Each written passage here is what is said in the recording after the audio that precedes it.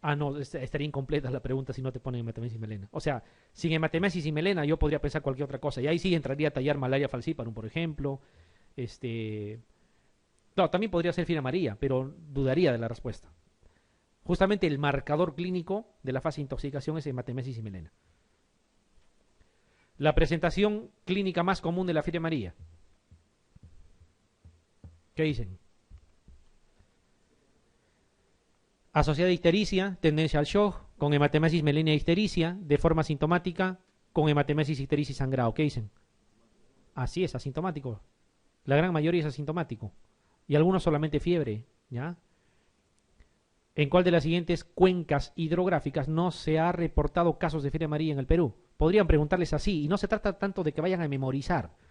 Fíjense, uno mira bien y encuentra algo que nos llama la atención. ¿Cuál es?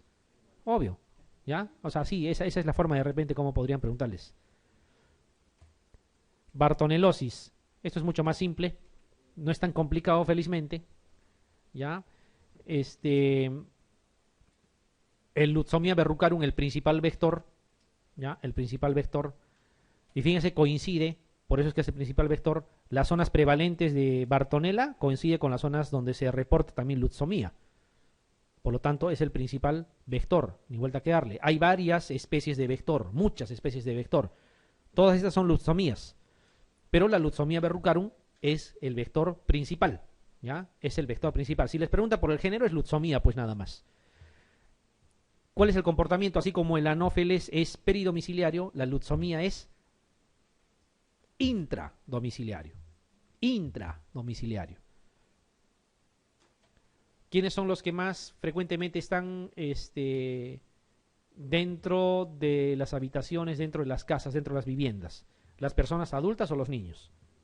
Los niños, ¿no es cierto? Y cuanto más niño, más todavía. Un niño de 4 años, de 3 años, no va a estar el mismo tiempo en la calle que el adulto. Generalmente está dentro de la vivienda. Y como son ellos los que más se enferman, ahí se empezó a levantar la sospecha de que podría ser el vector de tipo intradomiciliario. Y verdad, y estudiando el comportamiento se determina. ¿Ya? Pequeños detalles.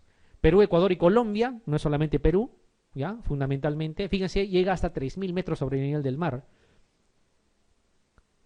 12 departamentos en realidad en el Perú reportan Bartonella. Piura, ¿ya? Zona de costa uno diría, pero ahí está. Cajamarca, en los valles interandinos, Amazonas, La Libertad. Pero ¿por qué está aquí de otro color Ancash? Porque es el que más reporta.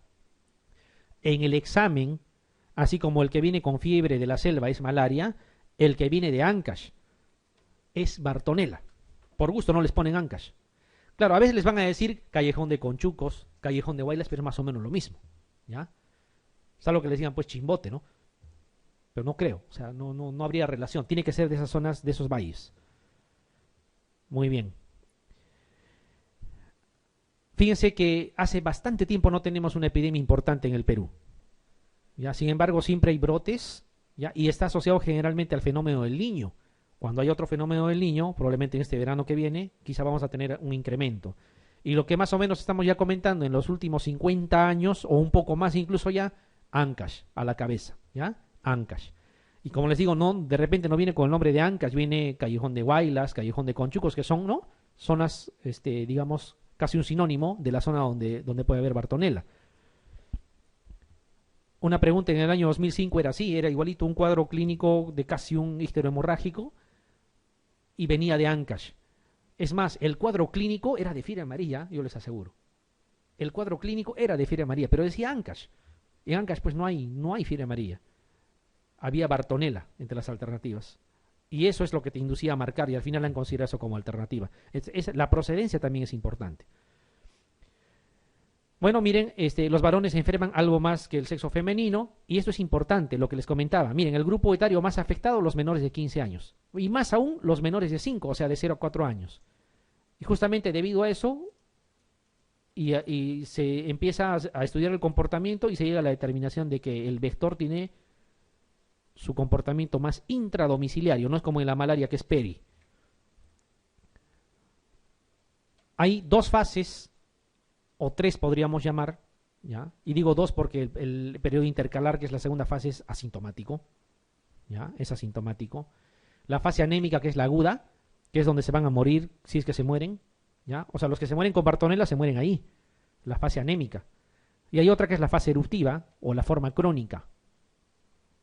En la fase anémica está el cuadro de histerohemorragia, o sea, fiebre, escalofríos, postración, anemia, ¿no? Insuficiencia renal, trastorno del sensorio, se pueden morir, anemia hemolítica severa. El periodo intercalar es asintomático, los que se recuperan justamente de ese cuadro, que no siempre es tan grave, ¿eh? No siempre es tan grave, a veces es un poco de cefalea y algo de fiebre nada más. Y luego viene la fase eruptiva. La fase eruptiva son las verrugas. Las verrugas no vienen con malestar general, simplemente son verrugas. Y es en las personas que ya han tenido previamente el cuadro de Bartonella. Las verrugas, semiológicamente, se van a clasificar en estos tres. Solamente tienen que ver por el tamaño. Se dice que son de tipo miliar cuando son muy pequeñas, menos de 3 milímetros. Miliar, como milia, ¿ya? La forma mular son verrugas grandes, más de 5 milímetros. Y hay una que es inconfundible, la forma nodular o subcutánea, es básicamente como un lipoma, cuando ustedes ven un lipoma, igualito.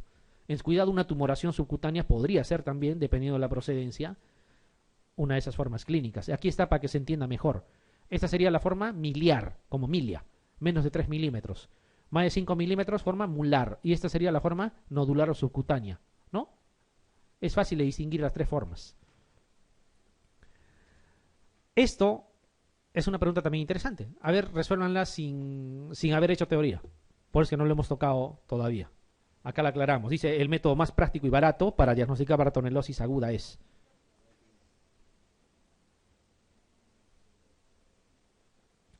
Ya, no es gota gruesa definitivamente. ¿Por qué no podría ser inmunofluorescencia indirecta? Así es. Porque les dice el método más práctico y barato. Solamente comparando precios me quedaría gota gruesa y frotis. Pero yo sé que gota gruesa es para malaria. Porque un ELISA no va a costar más barato que un frotis, ¿no es cierto? Lo mismo un hemocultivo o una inmunofluorescencia. Y es más, es el gol estándar hasta hoy en día también. ¿Ya? Es el gol estándar. Entonces hace un frotis, ¿ya? Lo ratificamos que es el más barato, el más práctico.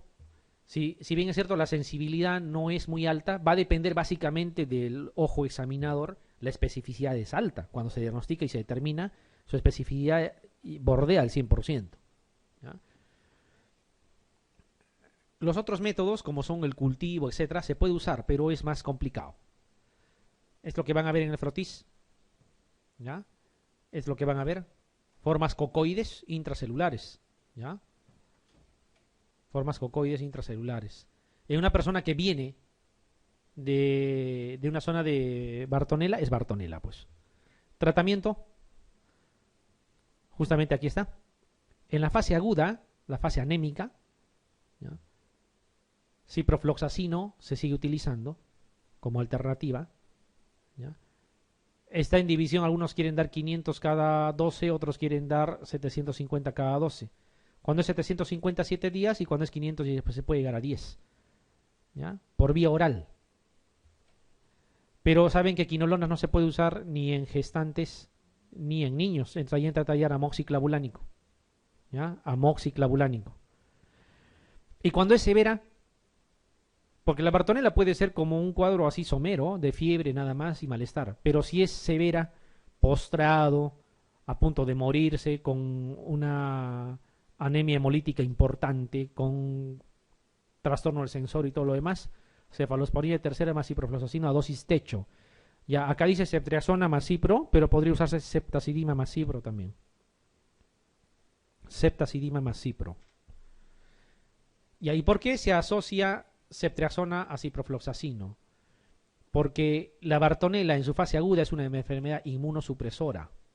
Inmunosupresora. Puede haber incluso infecciones tipo el VIH, toxoplasma cerebral, puede haber ese tipo de cosas. Es inmunosupresora. Querían patentarlo hace un tiempo, aunque suene un poco ridículo, el SIDA cholo, ¿no? Así querían patentarlo, porque en realidad sí es inmunosupresora. Hacen septicemia por salmonela.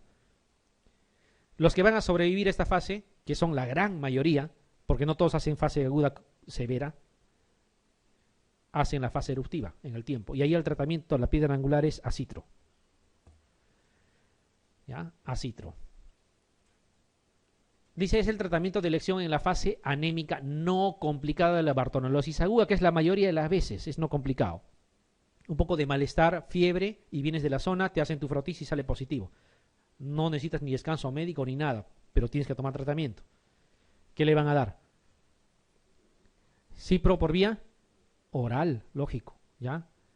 500 miligramos cada 12, acá le ponen 14 días, ¿ya? Ciprofloxacino 400 endovenoso, dice 14 días, ¿ya? Esta pregunta no la hemos modificado tal cual como estaba, ¿ya? Acá están considerando incluso 14. Son situaciones que puede así venir en el examen, pero no por eso van a dejar de marcar. Acitromicina saben que no es, ceftriaxona saben que no es, tampoco ciprofloxacino, ni amoxiclavulánico es la elección, solamente queda cipro, ¿ya? Entonces, también tienen que jugar con las posibilidades del examen, ¿ya? El esquema de tratamiento de una gestante que padece de verruga peruana, interesante. Ya saben que es acitromicina, ¿sí? Acitromicina. Es gestante. ¿Está contraindicado la acitromicina en las gestantes? No. Le pueden dar. ¿Cómo le dan? A ver, vamos a ver. Sabemos que es acitromicina y tenemos dos. Acitro, 500 cada 24 por 7 días. Y aquí acitro bioral 1 gramo por semana durante 3 semanas. O sea, 1 gramo, a la próxima semana 1 gramo y a la subsiguiente otro gramo. ¿Cuál de las dos cosas creen que es la forma más correcta? Esta que está acá. Hay que dar 1 gramo cada semana. ¿Ya? 1 gramo cada semana. ¿Y funciona? Claro que sí, se curan. ¿Por qué se caracteriza semiológicamente la verruga peruana? Verruga sangrante. Manipulas y sangra. No se olviden, no hay otra verruga que tenga esa característica. Verruga sangrante. ¿Ya? Tampoco significa que lo van a manipular para que sangre, para diagnosticar, pero o sea, sin querer, apenas manipulando, empieza a sangrar. Tiene tendencia al sangrado. Una de las siguientes, no se considera como forma clínica de presentación de la verruga peruana. Miliar, mular, nodular, difusa, subcutánea. ¿Cuál es? Habían 3, ¿no? Aquí una la han partido en 2. ¿Ya? Nodular o subcutánea es lo mismo. Difusa es lo que no existe.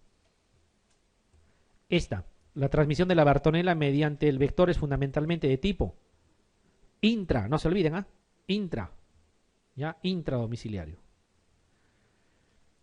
La zona del territorio nacional que reporta más, o la mayoría sería de casos, acá hay un error de tipeo, y suena feo, no lo voy a repetir, no puede utilizarse 2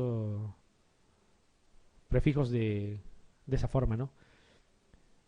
Dice Bartonellosis, a nivel nacional, ¿cuál era? Es Ancash, ¿ya? Ancash. No se olviden, cuidado con los casos clínicos, basta que vean la procedencia, es Bartonella, no tiene otra cosa importante esa zona. Pregunta interesante, dice un paciente procedente del callejón de Huaylas. ¿Es de la zona? Sí. Llega a la emergencia histérico, en estado de shock. Hemoglobina 2,4. ¿Puede llegar a eso? Sí llegan. Transaminasas, elevado, ¿no?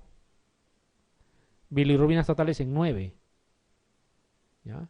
Indirecta, 6,8. ¿O se está viendo? Hemólisis. Porque hay bilirrubina indirecta y hay hemoglobina baja. Dice frotis de sangre periférica, positivo a Bartonella, nos da el diagnóstico. ¿Cuál es la medida que postergaría por 12 a 24 horas? Dice. Significa que todo le pueden dar, y obviamente que sí. Les adelanto que todo se le tiene que dar al final, pero hay algo que tienen que postergar. ¿Cuál es? ¿Por qué? Está bien, es transfusión, creo que no queda duda. ¿Por qué? Así es. O sea, lo que sucede, y no es solo para Bartonella, cuando tú tienes un cuadro hemolítico y no corriges la causa de la hemólisis y le das sangre, le estás dando más sustrato para que haga con más ganas hemólisis. Aquí ya se le está acabando la sangre para hacer hemólisis. Si tú le transfundes, le estás diciendo, no te preocupes, si tu hemoglobina está en 2, no te preocupes, acá te doy más para que hagas más hemólisis todavía. Hay que corregir ese estado patológico que está causando la hemólisis. Entonces, ¿van a hidratar? Probablemente sí. ¿Ya? ¿Van a dar oxígeno? Claro, si no tiene hemoglobina. ¿Ya? Antibioterapia, sabemos que es la piedra angular del tratamiento, pero no pueden transfundir de inmediato. A las 12 o 24 horas, dependiendo, si a las 12 lo ven ya recontra necesario, le dan. Pero si puede esperar 24 horas, mejor. Entonces, la transfusión ya no va a ser motivo de más hemólisis, porque están corrigiendo la causa de fondo. ¿Sí queda claro eso, no es cierto? Eso es para todas las hemólisis, no se les ocurra transfundir de inmediato. Leishmania, Una cosa muy sencilla porque en realidad no hay mucho que discutir aquí. Siempre la forma infectante en los ciclos, por favor, siempre, ¿ya? Los promastigotes metacíclicos, ¿ya? Metacíclicos. ¿Cómo se meten al organismo? Metacíclicos, ¿ya? Metacíclicos. Y lo mismo es en medicina el prefijo a significa sin, ¿sí? Acéfalo será sin cabeza, por ejemplo. Y amastigotes, considerando que mastigote viene a ser el flagelo, amastigote será sin flagelo. Y sin flagelo va a ser cuando no lo necesite. ¿Dónde estarán los amastigotes? En los tejidos. ¿Ya? En los tejidos. Sin embargo, cuando necesita moverse, sí tiene flagelo. ¿Ya? La forma infectante son los promastigotes metacíclicos. Van a invadir, se van a los macrófagos, ¿ya? Aquí van a invadir tejidos probablemente y se van a hacer amastigotes, ya pierden, ¿ya? Esto mismo sucede en Chagas. En Chagas es parecido. En Chagas también, a nivel de tejidos, no se va a encontrar parásitos con flagelo, ¿ya? Muy bien. Entonces, estos amastigotes quedan ahí. El mosquito va a volver a transmitir. ¿Ya? Un ciclo que no tiene mayor trascendencia, no puede ser tanto motivo de pregunta. El reservorio sí. El reservorio son animales mamíferos, la mayoría, animales domésticos, muchas veces, perro, gato, ¿ya? Y algunos marsupiales, como los armadillos. Estos armadillos, como están en zonas boscosas, es difícil de erradicar. ¿Ya? O sea, no vas a matar a los armadillos tampoco. Entonces la leishmania, la intervención es bastante difícil. ¿Ya? Es bastante difícil. Tenemos esta forma solamente en piel, ¿cómo se llama? Leishmania cutánea. ¿Ya? Pero miren, puede sobreinfectarse y formar lesiones úlcerocostrosas, ¿ya? Que aquí más pareciera un estima. El estima tiene lesión úlcerocostrosa, ¿no es cierto? Y esto de la úlcera, bueno, esta es una figura muy detallada, pocas veces se ve así tan florido, bordes sobreelevados, indurados, no duele, ¿ya? En zonas expuestas, siempre en zonas expuestas. Sin embargo, también hay la forma cutáneo mucosa, que incluso cuando afecta el tabique nasal puede llegar a destruirlo del total, haciendo que se caiga la punta de la nariz y lo asemejan con este animalito, ¿no? Semiológicamente le llaman la nariz de tapir por leishmania, ¿ya? Por leishmania. Importante, miren cómo puede quedar. En el Perú hay 5 especies de leishmania, hay que acordarse. La peruviana, obviamente su nombre lo dice. La brasilensis, que está cerquita. Guyanensis, amazonensis. Y esta es la insoni, ¿ya? Todas esas que están acá. Leishmania. No tenemos la Donovani. ¿A qué está asociada la Donovani? Leishmaniasis visceral. Claro. No, y claro, o sea, probablemente haya en el Perú leishmaniasis visceral, pero no se ha diagnosticado nunca. Como legionela también nunca se ha diagnosticado. Y hasta hace poco habían patologías que nunca se han diagnosticado y ya están empezando a salir. ¿No? Miren, los términos para que no se confundan. Cuando hablamos de leishmaniasis andina, se le llama UTA, pero es un sobrenombre que nosotros le hemos puesto, ¿ya? No es que sea el nombre técnico. Y cuando hablamos de leishmaniasis selvática, le llamamos espundia. Al final es casi lo mismo, ¿eh? Y las formas clínicas son estas que están acá. La cutánea mucosa, y hay otra incluso que algunos describen, que es la difusa. Habría una cuarta forma que sería la visceral, que no la tenemos, ¿ya? La difusa también pueden incluir. Pero básicamente las dos que tratamos es la cutánea y la cutáneo mucosa. ¿Ya? Son las dos siempre, cutáneo y cutáneo mucosa. Cutáneo y cutáneo mucosa, muy bien. ¿Qué más? El tratamiento es lo que les van a preguntar. Ustedes saben que las sales antimoniales pentavalentes son las que se usan hoy en día. Hasta hace algún tiempo teníamos glucantime en el Perú. Ya no usamos ese tipo de fármaco. Usamos estivogluconato. ¿Ya? Estivogluconato. 20 miligramos por kilo día. Ya, esa es la dosis que se debe de dar. Lo que varía es el tiempo. ¿Ya? Lo que varía es el tiempo. 20 días para formas cutáneas y 30 días para formas cutáneo-mucosas. Hay una relación también, que los cutáneo-mucosas generalmente tienen el antecedente de haber hecho cutánea antes. por algún motivo. Entonces, cuando ustedes tienen un paciente de esa forma, le dan el tratamiento. 20 miligramos por kilo, solamente cutánea, 20 días. Cutáneo mucosa, 30 días. No esperen que la lesión cierre al final del tratamiento, hay que esperar hasta 3 meses. Hay que esperar. A veces no ha cerrado y dicen hay que agregarle más. No, hay que esperar. ¿Ya? Y termina de cerrar. Si hay recaída, le pueden volver a dar un ciclo. Está descrito así. La norma técnica así lo contempla. Le pueden volver a dar un ciclo de tratamiento. Cuando es un cuadro severo, por ejemplo, laringe se afecta, por ejemplo, tienen que usar anfotericin. Para esos casos se reserva. ¿Ya? O una falla al tratamiento también. O sea, yo administro el estivogluconato y nunca cerró la herida, digamos, y peor, ha ido empeorando más bien. Hay que administrar, ¿ya? Anfotericin. Se guarda para los cuadros severos. Entonces, en este caso, que dice en el Perú el tratamiento de leishmaniasis cutáneo mucosa en un paciente que padece la enfermedad por primera vez. ¿Cuál sería? Es cutáneo mucosa. Estivogluconato estamos de acuerdo todos. ¿Cuál sería? 30 días, así es. ¿Ya? 30 días. 20 días sería si fuese solamente cutánea. ¿La citromicina se puede usar? Sí, como coadyuvante. Está descrito. Anfotericin se usa cuando es formas severas o cuando hay falla en la terapia. Miltelfosine, ¿qué cosa es? Es un quimioterápico que se usa en leishmaniasis visceral. ¿Ya? En leishmaniasis visceral. Miltelfosine. ¿Ya? La forma infectante de leishmania al humano. Siempre van a preguntar ese tipo de cosas. ¿Cuál es? Así es, cómo se mete, ¿no? Promastigote metacíclico. Solo para recordar. Y lo que ven en los tejidos, ¿cómo se llaman? Sin su flagelo, amastigotes. Acá están los amastigotes. Se va a ver en las biopsias de tejido, ¿no? ¿Qué están haciendo aquí? La prueba de leishmanina. La prueba de leishmanina es más o menos como el PPD que hacen. La prueba de tuberculina, parecido, igualito. Se inyecta el 0,5 por vía subcutánea. Se lee al tercer día, ¿no es cierto? Si es que ha formado pápula mayor a 5, decimos que es positivo, etcétera, etcétera. Este es leishmanina. Se dice que es el gol estándar. ¿Ya? Es el que más se usa a nivel mundial. Pero tiene un problema. Que cuando haces recaída, ya no te sirve. Porque los anticuerpos que tú formas es de por vida. Si yo tengo leishmania y hago anticuerpos, por primera vez está bien que me hagan leishmanina. Porque si sale positivo, se confirma y me dan tratamiento. Me curo. A los años vuelvo a hacer leishmania. Ya no me sirve la leishmanina. La razón de Montenegro que le llaman. ¿Por qué ya no me sirve? Porque yo tengo mis anticuerpos desde la primera vez que me dio. Y no hay relación con el cuadro actual. Entonces me hago la prueba. Incluso antes de hacerme la prueba yo digo, va a salir positivo porque yo ya tuve hace tiempo. Entonces solamente sirve para la primoinfección. Hay que tenerlo presente.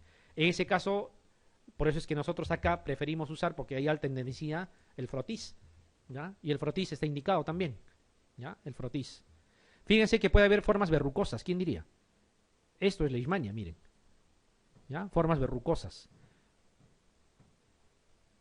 Entonces, si una recomendación quisieran es que toda lesión rara hay que biopsiarla. No adivinen, hay que biopsiar. Úlcera de, no sé, 2 meses de evolución, biopsien. Hasta cáncer resulta. ¿Ya? Porque por lo que parece, no necesariamente puede ser. La leishmaniasis laringia se trata con. ¿Por qué anfotericin B? Porque es una forma severa. ¿Ya? Es una forma severa. El examen diagnóstico para leishmaniasis usado más frecuente en el mundo. ¿Cuál es? Lo acabamos de decir. La reacción de Montenegro, la leishmanina, que es lo mismo. ¿Ya? El frotis es lo que más nosotros usamos. ¿Ya? Pero está descrito que la reacción de Montenegro, la leishmanina, esa inyección subcutánea es lo que más se usa. Amebas de vida libre. Las amebas de vida libre son 3 géneros. ¿Ya? ¿Cuáles son? Estoy apagando por una situación. Acuérdense.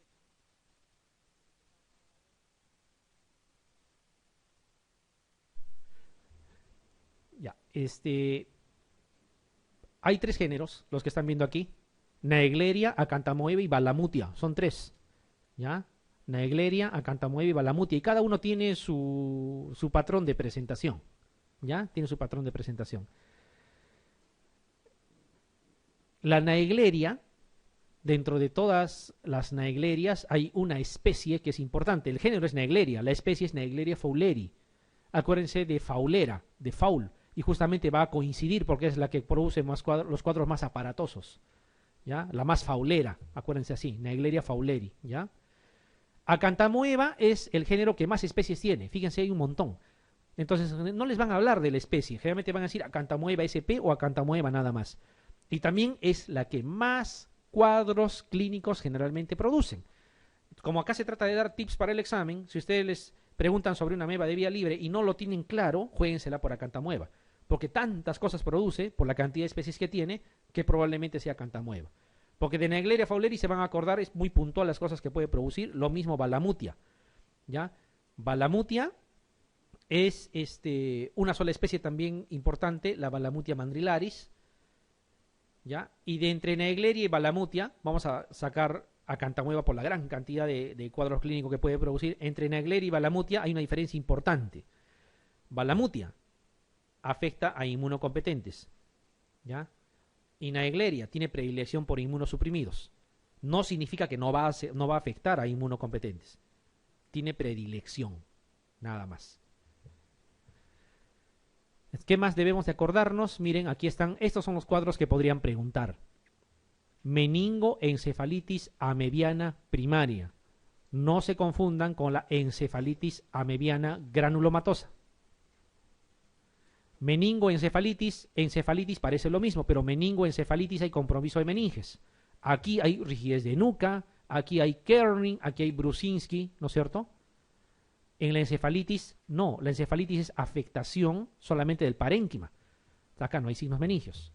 Entonces hay una encefalitis amebiana granulomatosa, que no es otra cosa que tumores, por ponerle un nombre, que aparecen dentro del cerebro, mientras que la meningoencefalitis es como una meningitis. Igualito que una meningitis, con líquido cefalorraquídeo turbio, con polimorfonucleares, ¿no? Se comporta como una meningitis. ¿Ya? Después hay otra, que es la enfermedad amebiana granulomatosa. O sea, sale lesiones, tumoraciones que simulan ser micosis y generalmente son tratadas por micosis durante mucho tiempo hasta que deciden hacer biopsia, ¿ya? ¿Y quién creen que va a estar asociado a este cuadro? Acantamoeba, ¿no? Todo lo que sea diverso es Acantamoeba. La queratitis amebiana, ¿quién creen que puede producir esto? También Acantamoeba. Entonces vamos a ponerle nombres. Naegleria fowleri, meningoencefalitis. O sea, a ver, vamos a ir mejor así. Entre encefalitis y meningoencefalitis, ¿cuál es más grave? ¿Quién creen que lo produce? Naegleria fowleri, la faulera, ¿sí? ¿Estamos de acuerdo? ¿Ya? Para que hagan esa relación. La encefalitis amebiana granulomatosa lo produce la Acantamoeba. La enfermedad amebiana granulomatosa diseminada, que puede ser, como ven aquí, cutánea, pulmonar, sinusal, puede estar en varios sitios, otra vez está Acantamoeba. Y la queratitis amebiana, otra vez Acantamoeba. Entonces, ¿cuál es la que deben de acordarse? La meningitis la produce Naegleria. Las otras probablemente sea Acantamoeba, a eso me refería. O sea, tienen que seleccionar la meningoencefalitis para Naegleria y todo lo demás probablemente sea Acantamoeba. ¿Qué es esto? Una queratitis, ¿sí? ¿Asociado a qué? A uso de lentes de contacto. Principal implicado, Acantamoeba.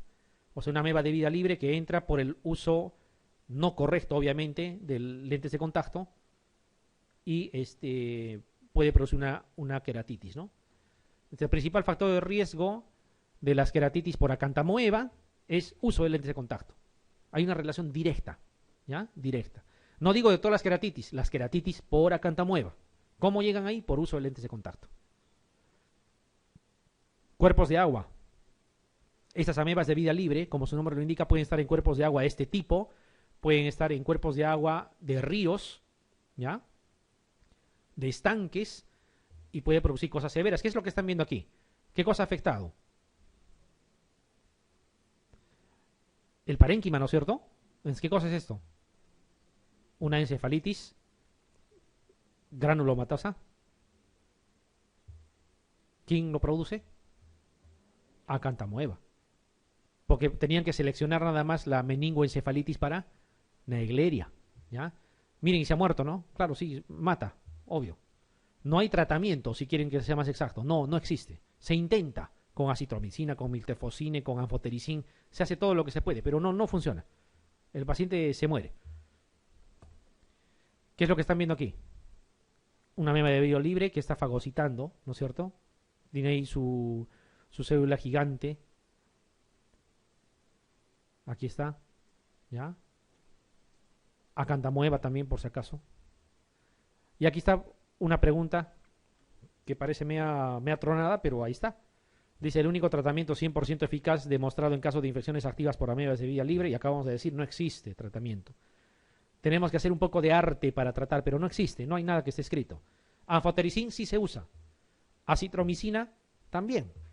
Miltefosine, que es para la leishmaniasis visceral, también se puede usar. ¿Ya? Asociar anfotericin con otros fármacos como acitromicina y rifampicina también es una cosa que se intenta hacer. Algunos incluso cirugía. Ya mejor lo eliminamos quirúrgicamente, también se puede intentar. ¿Ya? No hay nada escrito. En enfermedades así poco comunes no van a encontrar guías de tratamiento, porque para hacer una guía de tratamiento yo necesito ensayos clínicos randomizados, placebo controlado. ¿Y quién va a hacer un tipo de ensayo con este tipo de patología?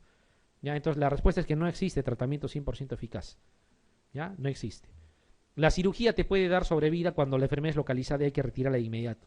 Pero a ver, ¿quién se va a hacer amputar 2 dedos nada más, por ejemplo, si para el paciente es un granito? Ya se va a convencer cuando todo el miembro esté afectado, ¿no? Porque no hay forma de tratar. Hay que tener cierto cuidado con estas amebas. Miren, el principal factor de riesgo para el desarrollo de queratitis y encefalitis por acantamueva, incluso encefalitis, con invasión de córnea previa, me imagino, es práctica de natación, permanencia prolongada en lugares húmedos, uso de colirios, uso de lentes de contacto y todas las anteriores. ¿Qué dice? Cuando dice el principal, tiene que ser uno solo. Claro, si todos estos de acá sí participan, por si acaso. Pero dice el principal. Tiene que ser uno. ¿Cuál es? Lentes de contacto. Así es, hay una relación directa. ¿Ya? Tengan cuidado cuando respondan. Por favor. Una paciente de 25 años de edad sin antecedentes patológicos de importancia, practica natación desde hace 15 años. Inicia cuadro clínico con congestión nasal, cefalea y fiebre, y a las 24 horas desarrolla trastorno del sensorio con fotofobia. Rápido nomás, 24 horas, empezó algo leve, se complicó, y miren, en las 48 horas fallece. Líquido cefalorraquídeo purulento. Cuando el líquido cefalorraquídeo es purulento, hay compromiso de meninges. Dice, sin bacterias, sin hipoglucorraquia, no ha consumido glucosa, o sea, no hay bacterias, no hay TB tampoco. El patógeno más probable, ¿cuál será? Algo que te mate rapidito, te faulee de una sola. Así es, Naegleria fowleri, ¿no? Pero además hay una meningitis ahí. Chagas. ¿Con esto acabamos, creo? Ya, a ver, vamos a ver. Pues está bien, estamos dentro de la hora de cómo hemos empezado. Ha sido por culpa... Miren, en enfermedad de Chagas, lo mismo... cuando ustedes vean en general un ciclo de un vector transmisor de una enfermedad, fíjense por favor la forma infectante, sobre todo para el humano. En el caso de la malaria hay una excepción y se tiene que ver también por situaciones de terapia la forma infectante para el mosquito. Pero es básicamente la forma infectante para el humano, es lo que más preguntan. ¿Ya? Y si por ahí hay alguna situación importante. Pero no estén mirando paso por paso las cosas, los tiempos, los tamaños, las micras, porque eso no les van a preguntar. Dice... ¿es un protozoo flagelado? Claro que sí. Junto con Leishmania y con Trypanosoma pertenecen al grupo de los flagelados. ¿Ya? El vector.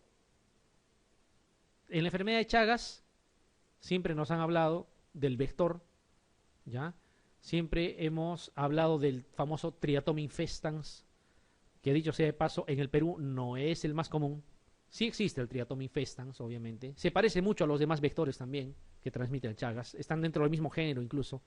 Pero no es el principal vector. Son insectos hematófagos. ¿Ya? Estos insectos hematófagos tienen un apelativo, ¿no? Las famosas chirimachas. Vinchuca también le llaman. Pito. En algunos sitios. Chirimacha, vinchuca, pito. Creo que chinche también, no sé, no estoy seguro. ¿Ya? Son nombres apelativos que se les da. Y generalmente esos apelativos se los han ganado ahí, acá como dice, en esta zona del Perú. Si voy a ser más exacto, la zona más o menos que concierne a Arequipa. No significa que solamente en Arequipa exista Chagas. Les adelanto, Chagas existe en todo el Perú, sin excepción. No hay ni un solo departamento que no haya reportado casos autóctonos de Chagas. ¿Ya? Es más, los últimos casos de Chagas agudo han sido a nivel del oriente. Lo que sucede más bien, lo que sucede es que al inicio, hace algún tiempo, sí, la zona predilecta era la zona de Arequipa. ¿Ya? Porque en las zonas rurales, fuera de la ciudad, habían ciertas construcciones que servían para que pueda sobrevivir ahí el vector. ¿Ya? Pero esa aclaración es importante. Aquí está nuevamente, miren, el triatomino, que puede ser el triatoma infestans, si hablamos a nivel mundial es el más conocido, el que digamos más, ¿no? Tripomastigotos metacíclicos, ¿ya? Siempre es metacíclico, ¿ya? Siempre es metacíclico. Ingresa, igualito, como en el caso de la leishmania, ingresa, tiene su flagelo, se va a ir a los tejidos y en el tejido, ¿qué cosa pierde? El flagelo. ¿Qué cosa está en el tejido? Amastigotes. Es igualito, la misma cosa es. El problema es que estos amastigotes, cuando están aquí, pueden causar problemas serios. Si invaden, por ejemplo, tejido muscular liso, pueden hacer que pierda ya algunas características estructurales de ese tipo de tejido muscular liso, de músculo liso, haciendo los famosos megaórganos, ¿no? Megaesófago, megacolon, ¿ya? Que son características justamente de Chagas, ¿ya? Características de Chagas. El vector no inocula por picadura, eso que quede claro. No es picadura. El vector, claro que es verdad, pica, pero al momento de picar también deyecta. O sea, si habláramos de humano diríamos defeca, ¿ya? Pues estamos hablando de un vector. Por el prurito, el humano mismo es el que en la acción del rascado se autoinocula. ¿Ya? Se autoinocula, o sea, es por rascado, por si acaso, no es por picadura. ¿Ya? De esa forma ingresa. ¿Ya? De esa forma ingresa. ¿Y a qué hora pica este vector? En la noche, no pica de día. Por eso es que no sé si está incluido en este grupo de preguntas, pero hay una pregunta que por ahí hemos revisado alguna vez. Dice, ¿en cuál de las siguientes patologías es más útil el mosquitero? Y te pone malaria, te pone fiebre amarilla, te pone dengue, te pone Chagas y no sé qué más. ¿Dónde sería? Obviamente en Chagas sí funciona, ¿no? Porque si pica de noche, normalmente uno está bajo el mosquitero y se puede librar. Pero en fiebre amarilla, etcétera, no tendría mucho sentido. ¿Ya? Aquí está, digamos, de forma resumida, ¿ya? Muy corto, fíjense, pica, deyecta y mediante rascado ingresa. ¿Ya? Ingresa. Este tripomastigote metacíclico ingresa y por vía sanguínea llega a tejidos. En el tejido pierde el flagelo, se forma el amastigote y puede hacer que algunos órganos que están compuestos por músculo liso tengan crecimientos exagerados. Pierden su motilidad, pierden su inervación y prácticamente son órganos, digamos, en el colon, por ejemplo, puede ocasionar impactación fecal porque pierde motilidad, ¿no? Son órganos gigantescos, lo mismo el megasófago, miocarditis también, y la miocarditis no es otra cosa que el crecimiento patológico del miocardio. Crece el músculo, ¿ya? Pero el tejido de conducción no crece. ¿Ya? El tejido de conducción eléctrica no crece. ¿Y qué va a pasar si hacen crecer el miocardio? ¿Qué puede pasar con el tejido de conducción? Se va a romper. ¿Ya? ¿Y cuál de las dos ramas es más resistente? La izquierda. La rama izquierda es de más calibre. La rama derecha es más delgada. La primera que se va a romper es la rama derecha de las de His. Por lo tanto, la principal patología cardíaca asociada, aparte de miocarditis, es bloqueo de rama derecha. Ese es así de simple. O sea, una situación mecánica. ¿Ya? Bloqueo de rama derecha. Bloqueo de rama derecha. De rama izquierda no se llega, ya sería el colmo. Pero bloqueo de rama derecha sí, es lo que más frecuentemente se ve. ¿Qué más? Ahí está. Ahí está ese señor. Ese es el tamaño aproximado de lo que están viendo. ¿Ya? Esto que está tomando con pinzas. ¿Cómo se llama el vector más común en nuestro medio? Tiene un nombre que ni parece similar a Triatom infestans. Se llama Pastrongylus herreri. Así, Pastrongylus herreri. Como el apellido Herrera, así. Herreri, con H y con I final. Herreri. ¿Ya? Pastrongylus herreri. Esa es la especie más común en nuestro medio. ¿Ya? En el Perú. Sin embargo, sí existe Triatom infestans. ¿Ya? Sí existe. Aquí están. Son 3 géneros, Pastrongylus, Triatoma, ahí está el Triatoma infestans, aquí está el Pastrongylus herreri, y este Rhodnius es otro tipo de especie que también cumple funciones importantes. Aquí está el Pastrongylus herreri. Fíjense, por eso les digo, todos los departamentos del Perú tienen vectores. No es solo Arequipa, todos. Es más, hay muchos que tienen más especies de vectores todavía que la zona donde inicialmente se describía. Lo que pasa, una de las situaciones que se ha, digamos, intentado reducir o sea, erróneamente se pensaba que solamente había en Arequipa, es porque justamente el vector que más está en Arequipa es el Triatom infestans, que es el que estaba descrito en los textos. Pero todos los demás vectores que estaban por otros lados, que se pensaba que no tenían mucha trascendencia, también transmiten. ¿Ya? Y dentro de todos los que más abundan es el Pastrongylus herreri, este que está aquí, miren. Pastrongylus herreri, está en toditos los departamentos casi. ¿Ya? Es el más importante en cuantía. Entre la mastigote, sin flagelo, se localiza con más frecuencia a nivel de miocardio, el sistema nervioso autónomo, ¿ya? O si estamos hablando intestino delgado, ¿no? Intestino grueso, estamos hablando esófago, ¿no? Todo lo que sea intestino músculo liso. Y el tripomastigote, que es la forma como ingresó, obviamente va a circular por sangre. Y al circular por sangre se va prácticamente a cualquier tejido. Hay un Chagas agudo y hay un Chagas crónico. Lo que más vamos a ver es Chagas crónico. Chagas agudo casi no se ve. ¿Ya? Casi no se ve. Porque justamente suelen pasar desapercibidos, como dice aquí, o raras veces hacen un solo signo. El famoso signo de Romaña. ¿Ya? Van a fijarse cómo hay una especie de tumoración a nivel unilateral siempre, nunca es bilateral, unilateral a nivel de párpados, que es un signo justamente de Chagas agudo. Mientras que el Chagas crónico, uno lo va a descubrir por otras circunstancias. Pacientes que hacen miocarditis y problemas cardíacos, al final resulta que el Chagas es el responsable, ¿no? O los megaesófagos, los megacolon. Y algunos Chagas crónicos también son asintomáticos. Este es el famoso signo de Romaña, signo de Chagas agudo, ¿ya? Signo de Romaña. Y esto que están viendo aquí es el senodiagnóstico. ¿En qué consiste el senodiagnóstico, doctores? Hay una forma interesante de hacer diagnóstico. Pareciera una forma arcaica, pero es muy efectiva. ¿En qué consiste? En que en laboratorio tengan vectores vivos, pero sin la enfermedad. ¿Ya? Vectores vivos sin la enfermedad, sanos. Entonces, ¿qué cosa es lo que hacen en este depósito que están viendo aquí? Es una malla transparente, obviamente. Ahí está el vector vivo, sin la enfermedad. Y digamos, la persona se sospecha que tiene Chagas.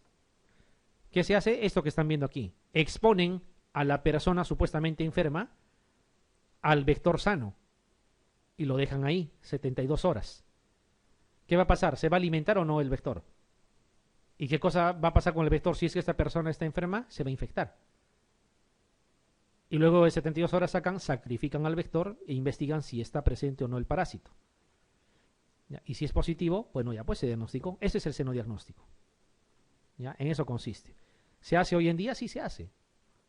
¿No? Un poco sui generis, ¿no? Pero bueno, ni modo. Es una forma de diagnosticar. Ante la carencia, es más fácil criar que hacer inmunofluorescencia. Es más fácil criar vectores. ¿Ya? Y aquí está el signo de Romaña, no se olviden.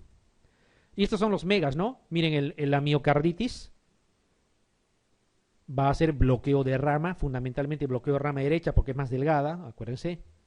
¿Ya?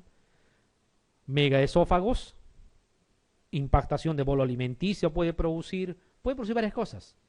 ¿Ya? Los megacolon, miren. no es funcional ese segmento de colon. Si idealmente habría que retirarlo incluso. Es un problema, ¿ya? Es un problema. Pero no es todos los chagas crónicos. Algunos chagas crónicos llegan a esto.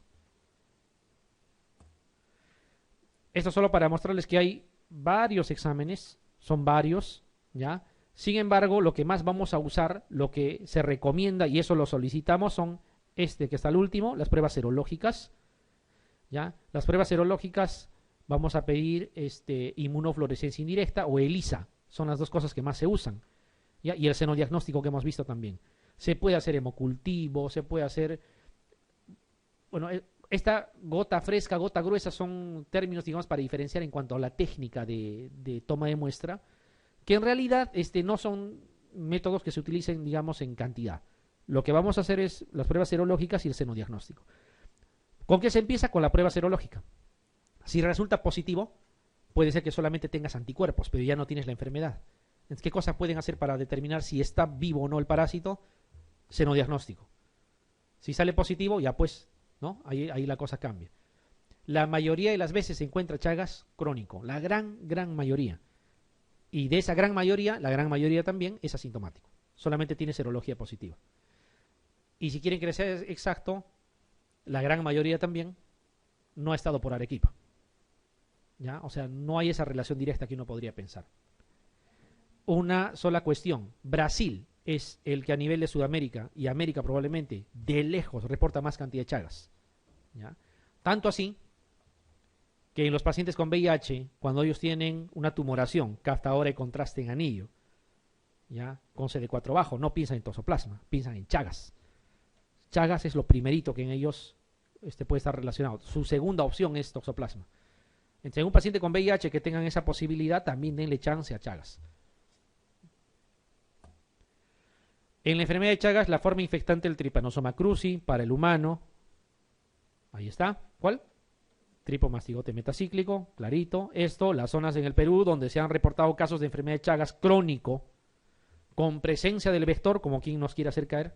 O sea, las dos cosas son zonas altoandinas de Arequipa, selva alta de la zona oriente, valles interandinos de Cajamarca, selva baja de Iquitos, todas las anteriores. Además, donde hay todas, generalmente es todas.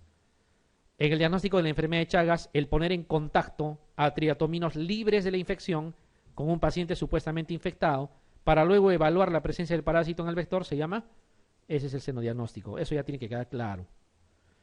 Es un signo clínico de enfermedad de Chagas en su fase aguda. Hay un solo signo. Así es, el signo de Romaña. ¿Listo? Y con esto vamos a terminar.